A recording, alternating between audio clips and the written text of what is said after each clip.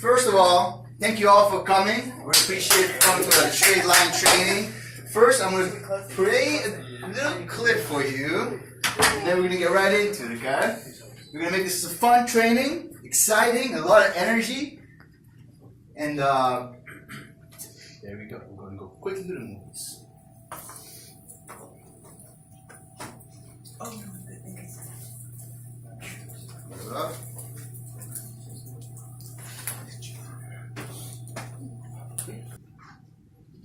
Hello, John. How are you doing today?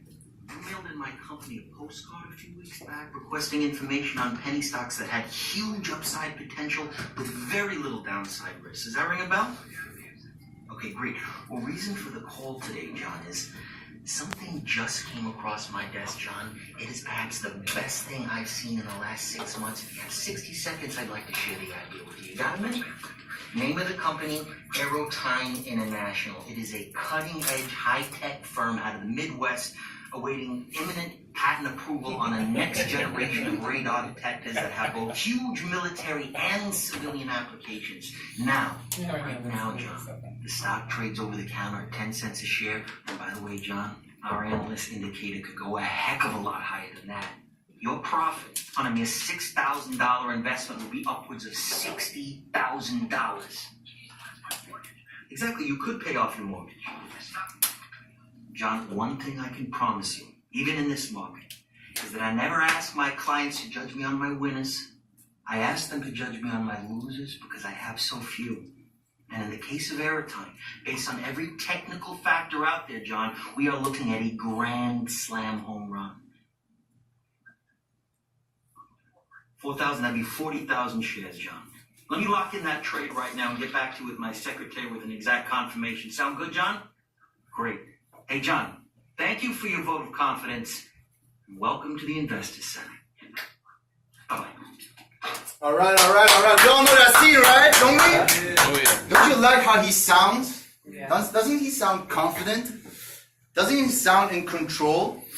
Right? Doesn't he sound persuasive? Right? Really important. So, the straight line, what I'm going to introduce to you, I'm sure you might have heard it before from Jordan Belfort, is basically structuring the cell. Knowing steps by steps what you're doing and how you position the cell. Right?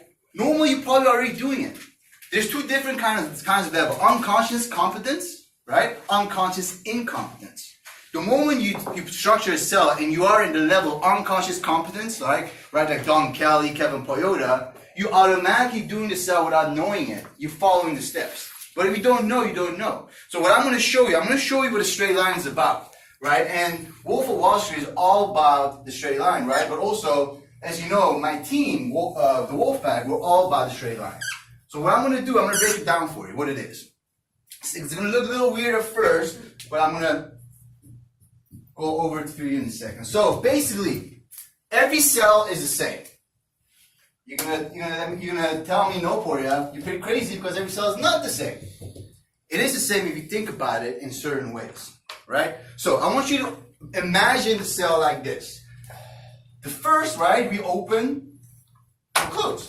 Our end goal is what? Close, right? And that is to get the payment, right? That's what we're gonna do, get the money. So, what's very, very, very important, I want you to remember, the first 4 seconds that you're on a call, you're giving your pitch, guess what's going to happen? The prospect is going to think, is this person worthy of my time? Right? Is this person going to bring me value in my business? How you sound the first 4 seconds, right, on the call, they're going to decide, unconsciously, they're going to give you time to listen to you and buy from you. Okay? So number one, you gotta be an expert in your field. You gotta sound like an expert, right? You gotta sound enthusiastic. You gotta sound sharp. Your opening pitch gotta be amazing. Did you hear his opening pitch? He sounded like an expert. He sounds someone that I want to buy, right? I know it's a movie, but in real life, we're doing that daily here on the call, and I'm listening to those first 4 seconds when you make that call. In person, if I want to sell you, my body language, right, will show you that I'm going to be relating with you. You're going to buy from me, right? In person, you can sound, you're going to dress up sharp, the suit, whatever, right? But on the phone, what do we have that can set us different than the rest? Voice. love it. Tonality, our voice, and how we come over on the phone, right? There's different kinds of tonality, guys. There's scarcity, right? There's whispering things like, hey, listen, I have this amazing offer and I want you to listen to me. People tend to listen to you when you control your tonality. And there's a lot of different tonalities, there's a whole different training that I can go on that you can utilize, right? So, number one, we're going to sound like an expert. We're going to sound sharp and we're going to sound enthusiastic first 4 seconds. What happens after that, after we do that? This is a very, very, very important phase, team. It comes into this part right here. This part right here, or after, you pitch, can I ask a couple questions? Now, this part is when you gather intelligence, right? Intelligence gathering. What that is, team, is you gonna decide if the person, the prospect you're talking to is what? Worth walking them through the line, right? The perfect sell that we want, there's no objection, someone's gonna tell you, I'm gonna buy from you, good, boom, done, right? But that's not gonna happen. Has that ever happened to y'all? No. You always get objections, right?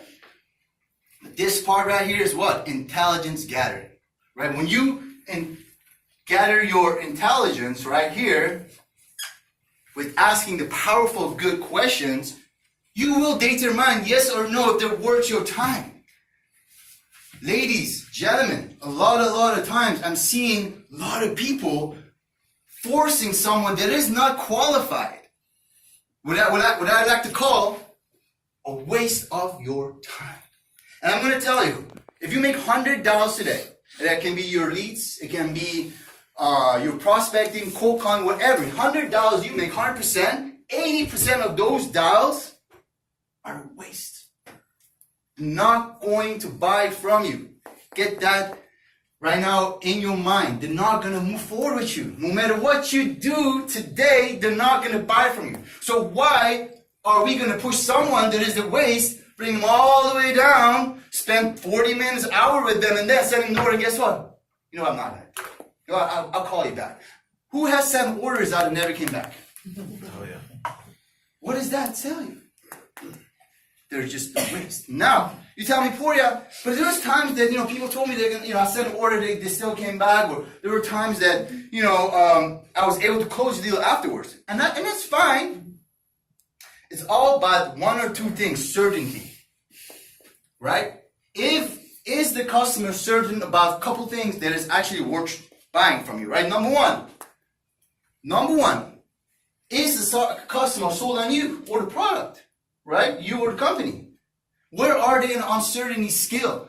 Objections, ladies and gentlemen, right? It's not something that, that people just throw out. It's because they're uncertain about one or two, three things. Every time when you're pitching, right? I want you to remember that skill 1 to 10, in your mind, where are they in the uncertainty skill? 1, they absolutely hate it, the product. 10, they absolutely love it. The best thing since sliced bread. Right. You got to understand where they are. And how do we know for it? How do I know is this person is actually going to buy from you or not? Well, you listen. Right? Number one thing, we listen if they're receptive or not. Right? If they're asking you questions. If we're going to front load all of our information and they're not talking, guess what's happening? They're not going to buy from you. It's got to be a two-way street. Are they receptive? How is the customers, or the prospects, their tonality? Right? Oh, well, I love this product. Well, they're a 10. But there's something else is missing. So let me get back in the straight now. So what do? We gather intelligence. What is very, very, very important, ladies and gentlemen, is right here. These two faces of the straight line. What that is, if you in this line, between these boundaries, guess what you're doing? You are in control of the sale. Don't ever let the agent be in control of the sale. What's going to happen if the agent's in control of the sale? Not gonna buy. Not going to buy. Agents are very smart, right? Because they're also salespeople. If they see that you're wasting their time, if they see that you're not an expert or you're sharp or you're enthusiastic, if they see that you're not providing value in their business, and guess what? What they don't have is time. They're not going to buy from you. But if you present that and you're in control, and you're certain about your product, about your company, you're certain about yourself, they're going to buy from you. But the moment the agent, you walk them through the line and they go back off to Pluto, what I mean with that, if you pitching them, everything is good, and then suddenly, oh, you know what, my cat just ran out of the house, sorry. Or my dog got hit by a car, or I like to play golf, and you really get into it, you give it life. Oh yeah, I play golf too, I had a cat, and blah, blah, blah. You get it really in 20-minute conversation. You think you're building rapport, but it's not. In reality, is you're losing rapport because they don't have time. You gotta be precious of their time. You gotta know that their time is very, very valuable. So the moment they're talking about something else that's unrelevant about the sale, what do? Hey, great, you know what? I like golf too, but however, what I have offered for you, bring it back in the time. Take control of that call. So very, very important. The moment we give life in something that's unrelevant, guess what? They're not gonna have time. How many times have we had time? How many times have we're in a conversation with an agent, and then suddenly, you know what? I gotta go. Sorry, I don't have time. But they were talking to you about golf for like 20 minutes. That's the time you gotta present value. Everything you do, everything you say, every article you share, every email you send is doing what? It's persuading him that you are going to close and you are going to bring value into their business. Whatever you do, whatever word you say, it should be like that. You're an expert, you're sharp, you're enthusiastic, you're someone to be worth listening to. So what do we do then? You walk into the line. Guess what? We're going to do our presentation. Our presentation is right here. It can be join on me, it can be Zoom, right? It can be, if that's not working, get it from mahomes.com. You're presenting value. Obviously, presentation is a whole different training I can go into, but I want to show you, give you the basics of the straight line. So what do? You present. And with presenting, you give them value, benefits, why this product is going to help their business, and how. A lot of times in presentation, what you have to include is storytelling. Art of storytelling is huge, and a lot of times we tell features, but where are the benefits at? Features tell, benefits sell. So really important, while you're doing presentation, you cover all those things. I'm not going to get really deep into the presentation, but it's a very important step, as you know, right? Well, say you did amazing in Kelsey's gathering. They're part of I like to call it 20%.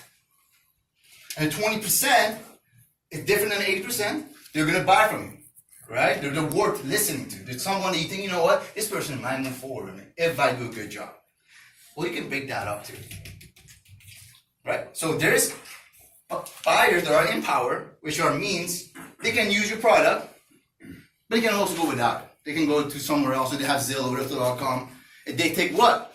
Persuasion. They take your skill set to sell them. And we all have the goal, which I mean the 5%, right? The goal is people that, hey, you know what? 10 minutes later, 15 minutes, boom, slam dunk. You did bought. You didn't even know what you did.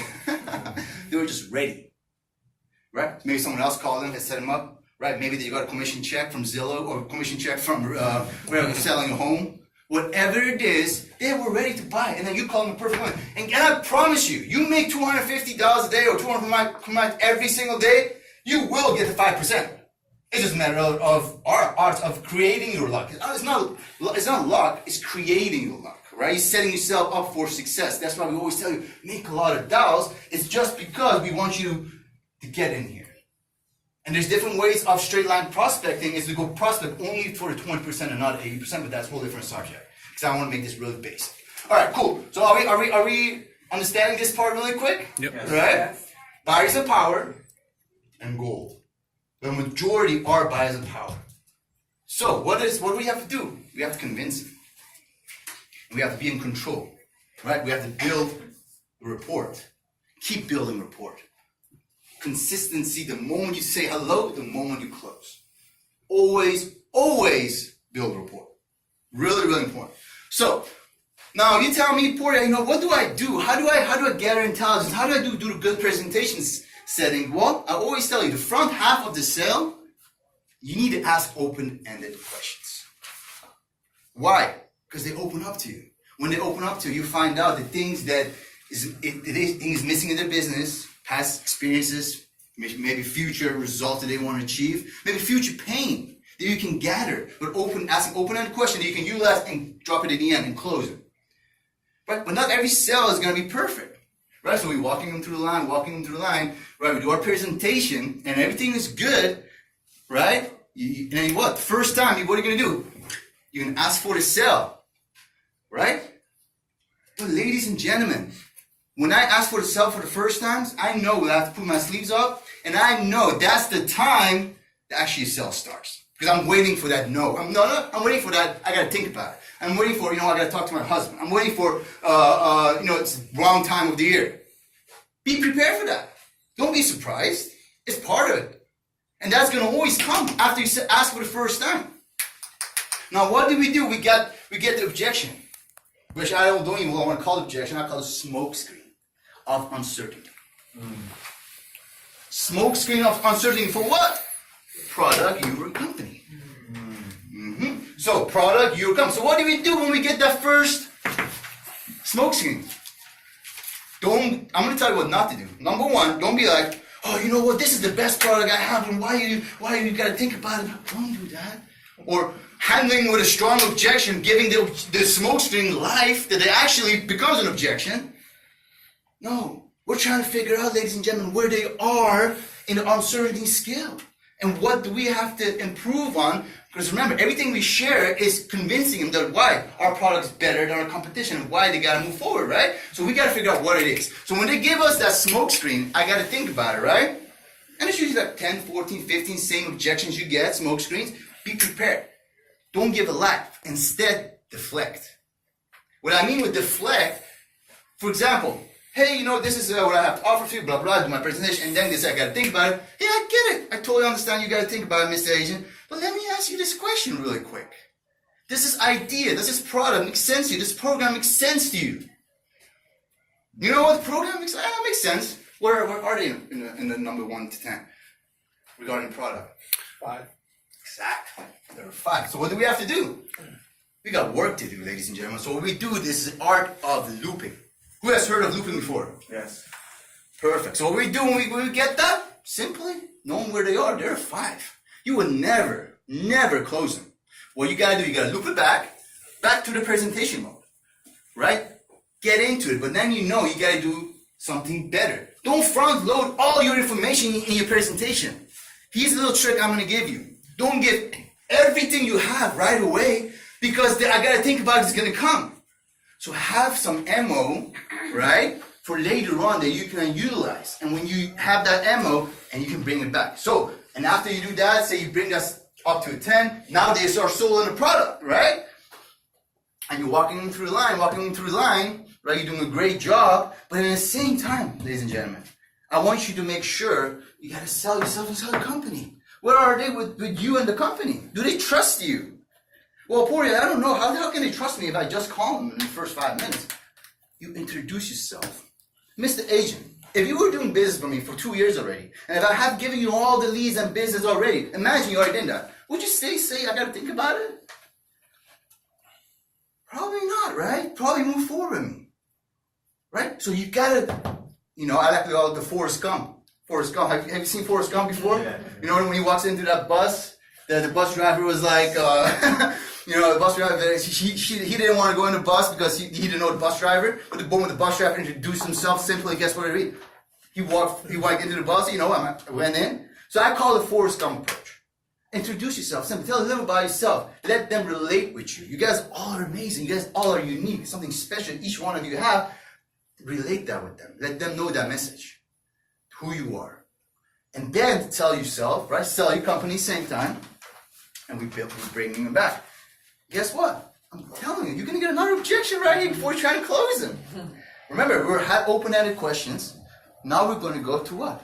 Close-ended questions. And we want to get what? Most yeses we can get from them at that time. Right? We are going to do that when we're in the cell. Hey, do you like the text messaging feature in real time? You get a text message? Yes. Hey, you like this? Yes, yes. Whatever it is, get simple yeses out from them. Okay? So you walk them through the line, and then you're going to get the objection still. That's fine. You know what? I got to talk to my wife. Hey, you know what? It's totally fine. You got to talk to your wife. I totally understand it. But if you have made a logical case and you haven't front-loaded all your discounts and everything you have in the beginning of the sale, guess what you have? You have opportunity to utilize those discounts, the ammo, I like to call it, bring that logical case. You got to have a logical case why they should move forward with you then.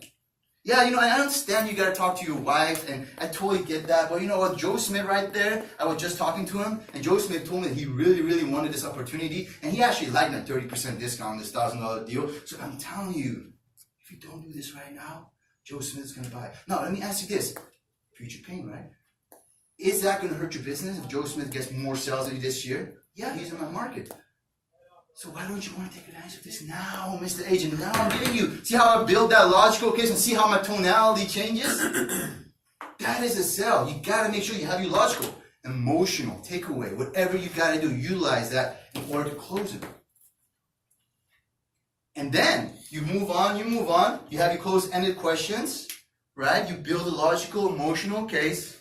If you have done it all perfect, you've done it all good, they're going to move forward. But let me tell you one thing. If you're forcing an 80% through the line and you're doing a perfect job, not about it. Here's another thing. The moment you get not interested, right after you do your first 4-second intro, whatever, you're doing great, why bothering trying to push that person through the line? Why wasting your time? Right? Why trying to push the 80% down the line? That keeps happening over and over again with a lot of great salespeople. There's nothing they're doing wrong. It's because they're trying to force an 80% to buy, which is not your fault. It's not you're doing great. You just gotta move on to the next and to the next to the next. Because we have what, 2 million agents right there waiting for us to buy from us, and that's what we want to spend most of our time on. And like I said, straight line comes a lot more deeper with straight line prospecting, right? Straight line presentations in order to weed out the not interested people. So when you do your presentation, you gotta weed out the not interested, or people don't have no budget or stuff like that. Because what's what you do? That's what you do when you do intelligence gathering. Don't be fooled by the 80%. That's right. Don't be fooled by the 80%. That happened to me a billion times. Great story, right? I didn't sell for 2 weeks straight. I was going crazy. What the heck is going on? I'm doing everything the same, right? And I was in a 9-10 month streak. What is going on? The first 2 weeks I didn't sell anything. You know, and I started getting desperate. Have you guys got desperate before we get to that point? And when you get desperate, guess what we do? Unconsciously, we're going to try to push something that is unqualified to buy from you. And those people will never buy if they're unqualified. You got to make sure, if you get one thing out of this training that I'm teaching you today, and that one thing is do your intelligence gathering, right? Ask those powerful, powerful questions. And make sure the people that you bringing to the line are people worth your time. Any questions? So I want to keep it like that. Like I said, straight line can get really, really deeper. But I want you guys to kind of have a basic understanding what it is. So what we have the Jordan Belfort trainings. So each of your managers most likely are going to share some training videos with you from Jordan Belfort Straight Line Persuasions, so you guys can actually learn deeper what this is. Today, I wanted to introduce you guys to the basic of the